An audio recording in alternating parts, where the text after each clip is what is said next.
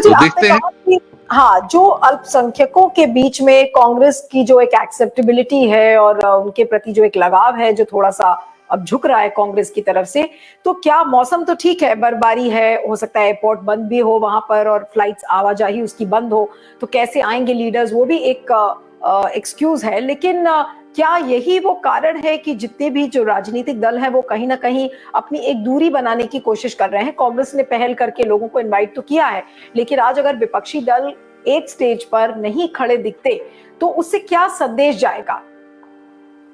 नहीं, संदेश तो साफ है। देखिए, विपक्षी दलों का हमेशा ऐसा रहा है, चूंकि प्रधानमंत्री पद के कई दावेदार हैं, अपने अपने हिसाब से सबके दावे हैं और कोई अपने दावे को कमजोर नहीं देखना चाहता।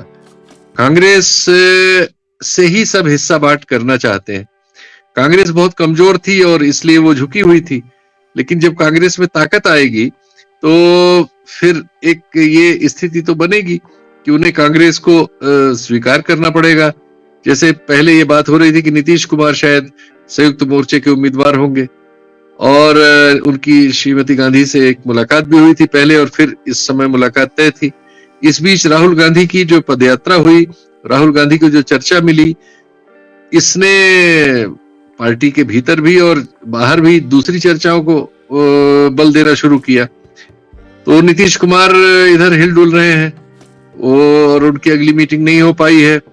उनको ये भरोसा नहीं है कि उनको प्रति जो प्रस्ताव पुराना था वो प्रस्ताव नया होगा।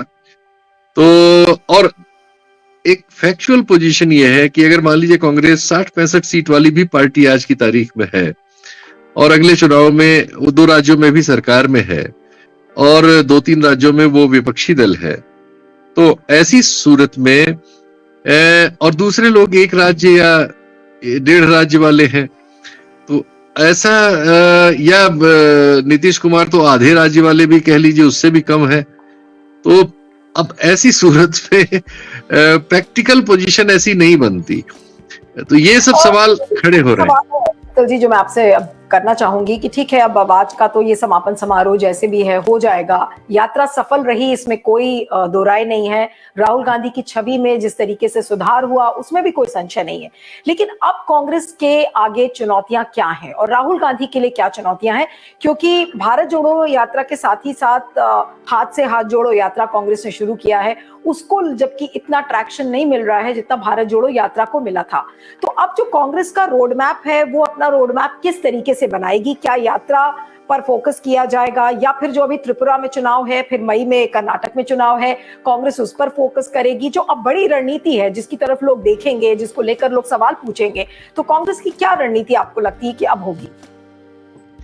देखिए, सबसे ज्यादा तो राहुल गांधी को ही देखेंगे। ये पार्टी कोई अब आज के दौर में कहा चाहे जो जाए कोई विचारधारात्मक पार्टी नहीं है, न उसका कोई संगठन विचार के आधार पर है। उसमें नेता के प्रति ही आकर्षण सब कुछ होता है। कल इसकी मतलब वो भी हो गई, एक रेप्लिका मिला कि सब लोगों में ये भीड़ होड़ थी कि वो राहुल गांधी को अपना चेहरा दिखाए।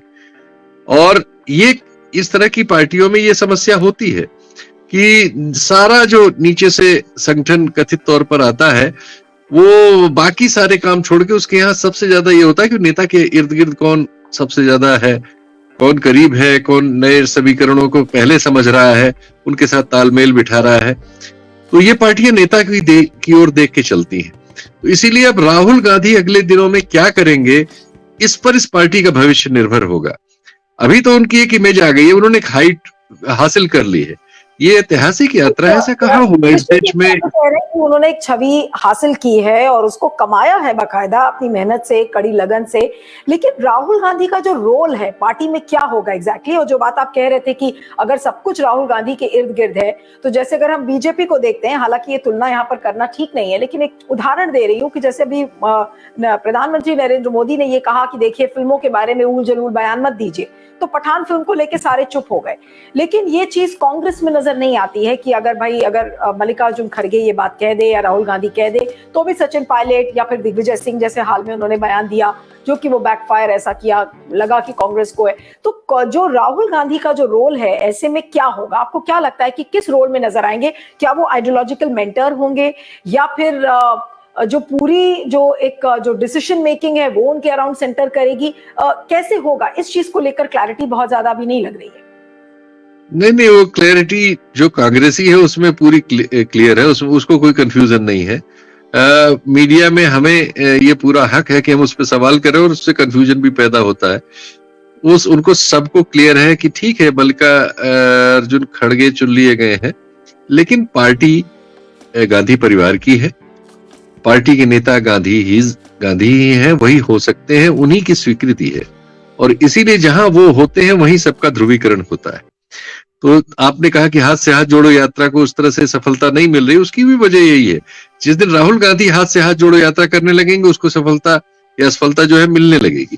तो अब सब कुछ इस पे निर्भर करेगा कि राहुल गांधी इस यात्रा के जरिए जहां पहुंचे हैं, इसके बाद क्या करते हैं, इसके बाद वो इस मोमेंटम को कैसे बनाए रखते हैं, कैसे चीजों को फिर अपने इर्द गिर्द जो ऑलरेडी राउंडेड हैं उनको एक मोमेंटम देते हैं। तो इस बारे में कल सवाल भी हुए प्रेस कॉन्फ्रेंस पे, और उन्होंने कहा भी कि इस तरह का बड़ा दबाव है कि वेस्ट टू ईस्ट भी चलना होगा। तो हम लोग कई चीजों पे सोच रहे हैं और कुछ कार्यक्रम लेके हाजिर होंगे जो इससे भी कठिन हो सकता है, इससे बड़ा हो सकता है और नए तरह का हो सकता है। तो कुछ तो वो लोग वर्किंग कर रहे हैं जो वो लेके आएंगे। अब देखना है कि ये कब उसको और कैसे पेश करते हैं सबके सामने। लेकिन जब तक वो नहीं करते तब तक उसको लेके स्पेकुलेशन भी रहेगा, अपेक्षा भी रहेगी, और बहुत लिंगर हुआ तो फिर चीजें डिटेरिएट भी होंगी। एक आखिरी सवाल शीतल जी, इसके पहले कि मैं आपको जाने दूं, क्योंकि मुझे लगता है आपको भी शायद रैली की तरफ से सूचना आएगी तो आपको निकलना होगा, लेकिन सवाल ये है कि जो भारत जोड़ो यात्रा की सफलता है, जिस ऊंचाई पर, जिस मुकाम पर राहुल गांधी पहुंचे हैं, अब क्या उस चीज को पार्टी इलेक्टोरली भुना पाएगी? और अभी थोड़ा सा बल्कि जल्दबाजी है जब तक वो रिजल्ट्स नहीं आ जाते, लेकिन जो सबसे पहला टेस्ट है वो त्रिपुरा का चुनाव होगा, उसके बाद कर्नाटका का चुनाव होगा। तो पार्टी कितनी आपको तैयार लगती है, और क्या इस सेंटिमेंट को, जो भारत जोड़ो यात्रा का सेंटिमेंट है, क्या उसको कैपिटलाइज कर पाएगी पार्टी? देखिए, पार्टी में कोई बहुत बुनियादी बदलाव नहीं हुआ है। राहुल गांधी की पर्सनैलिटी में बदलाव हुआ है, राहुल गांधी के बारे में जो इमेज है उसमें बदलाव हुआ है। पार्टी तो अभी पुरानी ही है, सारी पुरानी बीमारियों के साथ है। कल से हम लोग यहाँ हैं और व्यवस्था में हम देख रहे हैं किस तरह से अभी इसमें प्रॉब्लम इनकी रहती है, जो बनी हुई है उनमें कोई चेंज नहीं है। लेकिन इससे निश्चित तौर पर लाभ हुआ है, वो ये हुआ है कि पार्टी रेजुविनेट हो गई है। वही सारे लोग जो निराश होकर घरों में बैठ गए थे, कल श्रीनगर तक उनकी बी लाइन हम देख रहे थे और ट्रैफिक जाम हो गया था ताज होटल के नीचे। तो वो हो रहा है। अब वो चीज इलेक्टोरली कितना कन्वर्ट होगी, इसमें उन पर्टिकुलर स्टेट्स की लीडरशिप का और वहां की परिस्थितियों का बहुत रोल होगा। वो सिर्फ इस बात से नहीं जीत जाएंगे कि राहुल गांधी ने एक ऐतिहासिक यात्रा कर दी है जो इतिहास में भारत में और किसी ने नहीं की है, इस बात भर से नहीं जीत जाएंगे। वहां की लोकल पार्टी, वहां के लोकल डिफरेंसेस, चूंकि इन पार्टियों में ये बहुत बड़ी बड़ी मास पार्टियां हैं, इनमें इंटरेस्ट ग्रुप्स बहुत होते हैं, उनके बीच आपस में बड़े टकराव होते हैं। मुख्यमंत्री पद की लड़ाई ज्यादातर जगहों पे होती है, सब पार्टियों में होती है, इनके यहाँ तो और ज्यादा होती है। वो सब लड़ाइयां, उन सब चीजों के बीच से निकल के सफलता नाम की चीज आती है, इसके बावजूद चुनाव जीत जाए। फिर अब तो एक नई चुनौती बीजेपी के आ जाने के बाद आ गई है कि वो जो ग्रुप्स नाराज होते हैं, आप चुनाव जीत भी जाए, उनमें से एक ग्रुप पता चला निकल के दूसरे से मिल जाता है और मध्य प्रदेश हो जाता है या कर्नाटक हो जाता है। अब तो ये भी है ना। तो ये सब समस्याएं इनकी थी, हैं और रहेंगी, लेकिन इसके बावजूद निश्चित तौर पर चुनावों में इस यात्रा से इनको ये लाभ मिल रहा है कि इनका कार्यकर्ता घर से निकल के सड़क पे आया है। वो ठीक है, अभी राहुल गांधी से ही, और राहुल गांधी की छवि तो इंप्रूव हुई है, लेकिन जो लंबी लकीर राहुल गांधी ने खींची है, अब उसी तरीके की लकीर जब तक स्टेट लीडरशिप नहीं खींचती है, तब तक क्या ये सफलता वोटों में तब्दील होगी, ये एक बड़ा सवाल है। और आई थिंक ये सवाल बार बार लोग पार्टी से पूछेंगे। थैंक यू सो मच शीतल जी, और आप अपना ध्यान रखिएगा, बर्फबारी के बीच में आप हैं। थैंक यू सो मच, और इस वीडियो को ज्यादा से ज्यादा शेयर करिएगा, फीडबैक दीजिएगा और बने रहिएगा मेरे साथ Q5 नेटवर्क पर। Thank you.